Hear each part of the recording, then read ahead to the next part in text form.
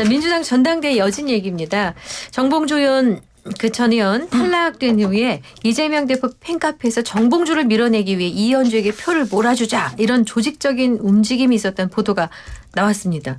이거 좀 심각한 거 아닌가요?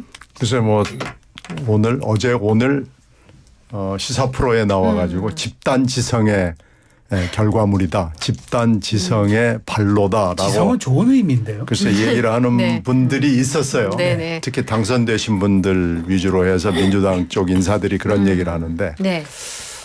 저는 좀 나쁘끄러운 얘기를 정말로 낯불키지 않고 저렇게 뻔뻔하게 할 수 있다는 것이 일단 저는 그 용기가 가상합니다. 네. 이건 집단 지성이 아니고요. 집단 린치입니다.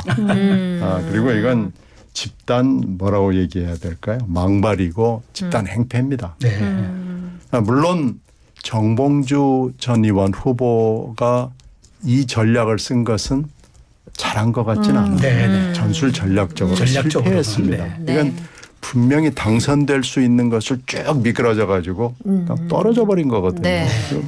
그런데 이제 왜 이렇게 됐느냐는 집단 린치가 있음에도 불구하고 본인이 이건 그냥 되는 걸 떨어뜨린 것은 본인이 잘못한 거예요. 일단 전술 전략도 그렇지만 만약에 정말로 정봉주 후보가 민주당이 이렇게 가서는 안 된다라는 얘기를 예전부터 해왔고 지금까지는 계속 찬송가의 합창단의 리드싱어 중에 하나였잖아요. 네. 네. 그런 사람이 갑자기 와서 합창단 나 안 할래 하면서 목사한테 그냥 쌍욕을 하고 나가는 거 아니겠어요. 이런 변신이 이 사람들한테 별로 좋게 보이지 않고 또 그 이전에 이미 강북에서 공천 탈락할 때 왜 탈락했습니까? 그때는 이재명 대표가 그렇게 공천을 주고 싶어 해서 안달을 했는데도 주지 못하게 된 거예요. 그건 정봉주 의원 시절 포함해서 정봉주 전 의원이 또 그 당시에 공천 신청자로서 해서는 안 되는 얘기를 너무 많이 한 거예요. 그 목발 지뢰 피해자에 대한 목발 얘기도 했고 네. 또 본인이 가정사에서 신뢰를 받지 못할 짓들을 많이 했고 그전에도 입만 열면 여러 가지 문제를 많이 일으켰거든요. 그리고 하여튼 그걸 매거할 수 없을 정도로 정봉주라는 사람의 신뢰가 떨어져 있거든요. 네. 그런 것들이 겹쳐가지고 이번에 사실 정봉주 의원이 그렇게 딱 변신을 하면서 명파리 얘기를 한 기자회견을 한 배경에는 그 여론조사하고 대의원표를 아마 겨냥을 했을 텐데 대의원표가 일단 잘 나오지 않았고요. 네. 여론조사도 잘 나오지 않았습니다. 그건 뭐냐면은 정봉주 후보가 살아온 일생이 신뢰를 받지 못한 거에 영향이 있습니다. 만약에 그렇지 않았더라면은 이번에 됐을 겁니다. 네. 5위 안에 들어갔을 겁니다. 물론 1위나 2위는 못했겠지만은 3, 4, 5위 속에 들어가서 이건 정봉주 의원이 반성할 대목인데 이걸 집단 지성이라고 호도하는 민주당 측의 인사들도 정말로 지성을 찾고 정신을 차려야 됩니다. 이건 집단 지성 아닙니다. 네. 정의는 근데 이번에 그 마지막에 막차를 탄 이현주 의원은 네. 이게 내가 뭐 여론조사에서 선전한 거지 조직국 몰표가 아니라고 얘기해서 결국 이제 들어왔는데 네. 22일 날 이제 문재인 전 대통령을 방문합니다. 지도부가. 근데 이현주 의원 사실 원래 문재인 저격수로 꼽혔던 원래 그 그랬죠. 여당 의원 소속 출신이잖아요. 이걸 어떻게 봐야 됩니까? 일단 신경미 의원님의 말씀에 공감하는 게 정봉주 후보가 그 수박을라는 말을 만들어낸 네. 정봉주 후보가 또 명파리를 비난하면서 박용진 행세를 한 것에 대해서 본인이 빌미를 만든 측면이 분명히 있다라는 둘다 똑같네요, 그 생각은. 말씀을 네. 드리고요. 이현주 그 의원과 관련해서는 네. 그 문재인 전 대통령 방문해가지고 그거 이전에 네. 저는 그걸 묻고 싶어요. 그 많은 우파 지지자들이 네. 보수의 여전사 그러면서 이현주를 막 그러니까요. 축혀 세운 네. 사람들 그분들한테 묻고 싶어요. 지금 심정이 어떤지. 아니 정치인을 보는 눈이 그렇게 없었어요. 아니 좌인지 우인지 그것도 못 본 거 아니에요. 일단 그분들도 좀 성찰을 해야 되고요. 네. 그다음에 이현주 의원이 신경미 의원님 이현주 의원이 문재인 대통령만 비난했나요? 저는 이재명 대표도 과거에 뭐 좀 약간 비판성 발언을 한 것으로 제가 기억을 하는데 잘못된 건가요? 이현주 의원은 민주당에 있을 때는 여당 사람들 걸리는 대로 다 네. 그랬고요. 여당으로 옮기고 나서는 야당에 있는 사람들 걸리는 대로 다 했기 때문에 네. 하여튼 네.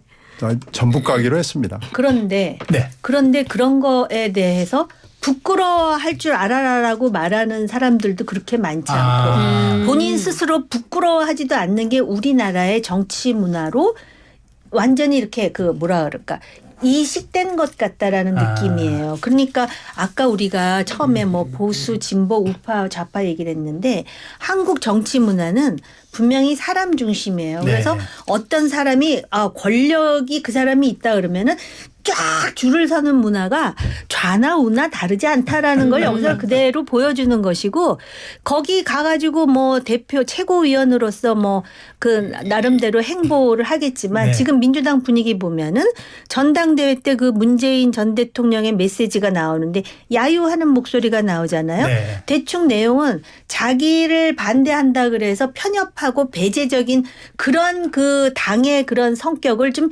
시정해서 확장하라는 예, 얘기였다고. 그 얘기죠. 네. 아니 여태까지 한 문재인 전 대통령 얘기 중에 틀린 말 하나도 없이 한 얘기 그 몇 안 되는 얘기 중에 하나인 것 같은데 거기서 야유가 나오더라고요. 네. 그런 문화 속에서 당장 문재인 전 대통령을 만나서 무슨 말을 할지 그거보다 중요한 거는 대충 그림이 그려지고 거의 틀리지 않을 거라고 네. 저는 단정할 수 있을 것 같아요. 네. 그나저나 이재명 당대표 2기 체제가 대선을 치러도 뭐 괜찮겠다는 실무형 인사들이 배치가 됐는데 여기에 기본사회 개념을 만든 이한주 민주연구원장이 뭐 대표적인 멘토로 꼽히는 분이지 않습니까? 혹시 이제 이 대표의 차기 대선 공약이 나올지. 뭐 이미 나온 거죠. 이미 기본 기본 소득 사회. 문제, 기본 사회를 강령으로 하는 거. 기본 사회를 네. 중심으로 해서 기본 소득 뭐 금융 주거 뭐 해서 아마 삼라만상을 다 앞에다가 기본자를 붙여서 다 할 거예요. 그래서 삼라만상. 아마 뭐 다 네. 나올 겁니다. 그래서 이제 기본 시리즈가 다 나올 거고요. 그 핵심의 이한주 지금 민주연구원장 전 경기도 연구원장. 숨은 10세라는 이야기를 많이 하더라고요. 원래 그랬어요. 원래 그 이재명 캠프 때도 네. 2021년 때도 이한주 그 당시에 경기원장, 경기연구원장. 네. 시절부터 그랬고요. 지금은 뭐 집행유예인가 뭐 보석으로가 나왔는지 제가 잘 모르겠는데 정진상 네. 비서실장도 그랬고요. 정진상 비서실장은 지금 법적인 제약을 받고 있습니다마는 굉장히 실세 중에 실세였고 지금도 실세라는 얘기가 여의도에 파다합니다. 여의도에 그래요? 파다합니까? 네. 그래서 그건 뭐 공개된 비밀이니까. 네. 뭐 그래서 이한주, 정진상 뭐 이런 분들 그리고 김용도 거기 들어갔는데 이분은 유감스럽지만 하여튼 지금 수감 중이라 그런 활동을 할 수 없는. 그럼 7인의 이런 사람들이 원래 그 핵심 실세라는데 7인회는 아닌가요? 끝났습니다. 7인회는 이미 끝났고요. 네. 그리고 신칠인회가 떴는데 신칠인회도 이제 가고 있는 거 아닌가 뭐 그런 얘기들 많이 있어서 네. 구체적으로 확인할 수는 없죠. 그런데 존재는 합니다마는 포장지 아닌가 싶어요. 포장지다. 네. 그러면 김민석 의원이 신주류에 그러면 이제 그 좌장입니까 이제?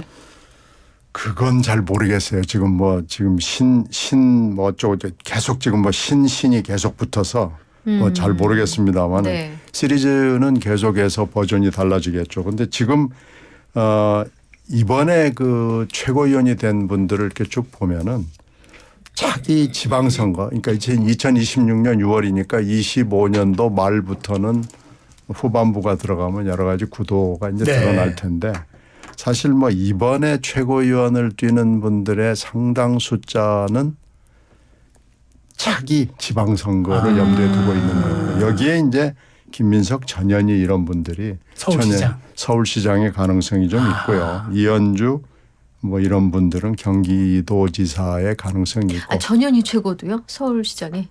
전현희 최고는 이번에 떨어졌으면 안 했을 텐데 이번에 갑자기 수직 상승이 돼서 너무 2위로 올라갔기 때문에 서울시장까지요? 그냥 예. 뭐 천장을 뚫을 가능성이 네. 있죠. 이렇게 돼서 이번에 최고위원이 사실 이제 이게 무슨 의미를 갖는 거냐라는 건데 사실은 지방선거를 겨냥한 것이 정치적으로는 제일 크고요. 네. 고향을 가지고 뭐 이준석 대표가 얘기를 하던데. 그렇습니다. 전부 보수 정당 계열의 지역들이다. 고향을 가지고 얘기하는 얘기는 사실 여의도에서는 좀 있었어요. 네. 이게 말하자면 호남이라 하면 여기서는 광주 전남입니다. 네네. 전북은 잘 또 안 쳐줘요. 네. 저도 전북 출신입니다. 네. 한준호 지금 최고가 사실은 전주거든요. 근데 이제 전주를 잘 안 쳐주고 호남 그러면은 광주 특히 광주 네, 그리고 그렇죠. 이제 전남까지 네. 조금 봐줘서 쳐주는데 이번에 민영배 의원이 정말로 부끄러운 성적을 네. 받았거든요. 그건 또 민영배 의원의 책임이죠. 네. 그런데 하여튼 어찌됐든 간에 결과를 놓고 보면 호남이 없다 하는 얘기가 이미 지방에서는 보도가 되고 있습니다. 그게 네. 바로 지방선거를 겨냥한 전략적 요소다. 이제 이번에는 그렇게 됐는데 이번에 뛰는 분들은 그리고 이제 성적표를 받아놓고 5인이 입성을 한 거 아니겠어요? 네. 네. 이분들은 이제 지방선거를 염두에 둘 수밖에 없고 염두에 두지 않은 사람도 이제는 지방선거를 염두에 둘 수밖에 없게 됐습니다. 네. 알겠습니다. 근데 정치 신조 사전 같은 걸 만들었으면 좋겠어요. 하도 말이 자주 생겨서 이번엔 한다르크 얘기입니다.